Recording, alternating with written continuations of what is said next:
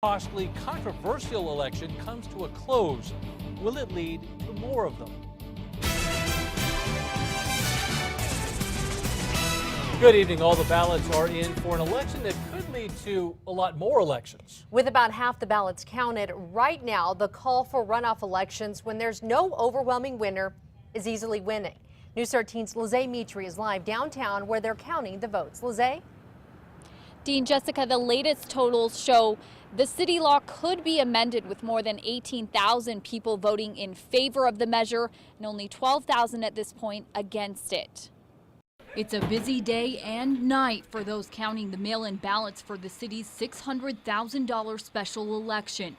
City Clerk Amy Bailey says there are more than 55,000 ballots to go through, an estimated 17% turnout so far. We actually have more voters now that turned out than did in our 2011 regular election. The measure on the ballot would require a city official to get 50% of the vote to avoid a runoff election and win outright instead of the current 40%.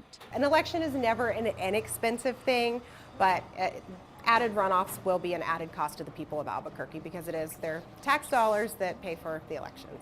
Bailey says previous elections show it's rare for a candidate to get 50% of the vote, even more rare for a Republican candidate in a city with a Democratic majority. In 2009, Republican Mayor R.J. Berry won with 44% of the vote, while his two opponents, Martin Chavez and Richard Romero, split the Democratic vote. Last fall, a Democratic group circulated a petition to get a special election for this runoff question.